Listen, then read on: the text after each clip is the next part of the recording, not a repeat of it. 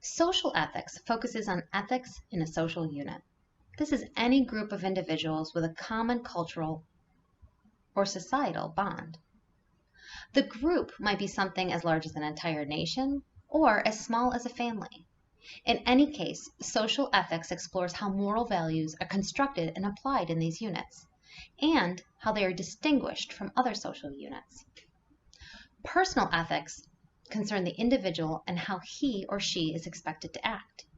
This can come from within or from an external source. For example, someone expects you specifically to act in a certain way.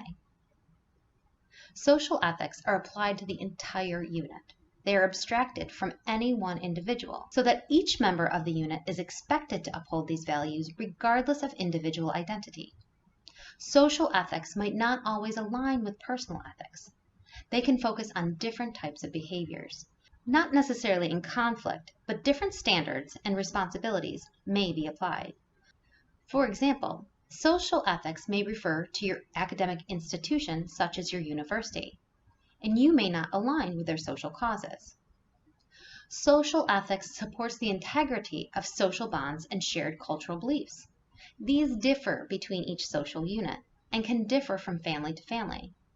And sometimes different values are not in conflict. They're applied to each unit separately. For example, different cultures have different gestures or actions that are considered good manners. They're not necessarily in conflict, just applied in different parts of the world. Sometimes they are in conflict, but can still be reconciled. For example, some religions or denominations might perform different rituals they consider holy or moral in a religious sense.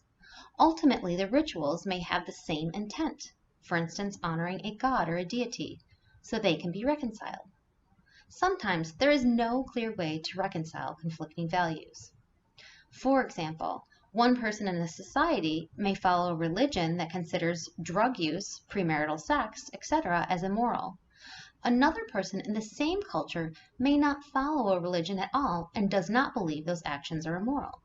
It's difficult to reconcile these beliefs when by nature social ethics are meant to be shared by all people in a social unit.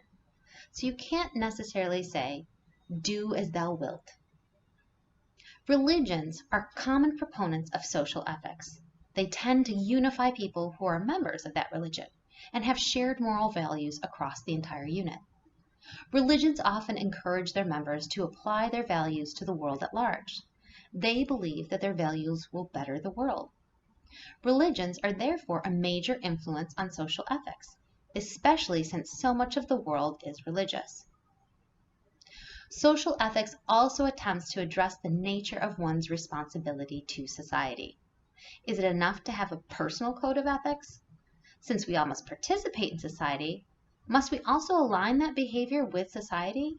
And if so, what social units are we responsible for?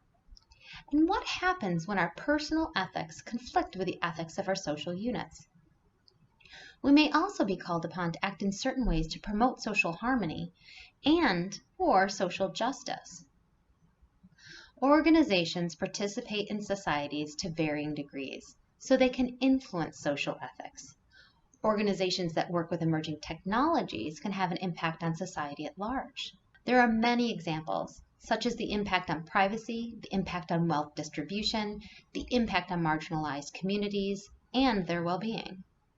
Also, the organization itself can be considered a social unit, so there might be shared moral values internally. These are some of the ways social ethics plays a major role in our everyday lives.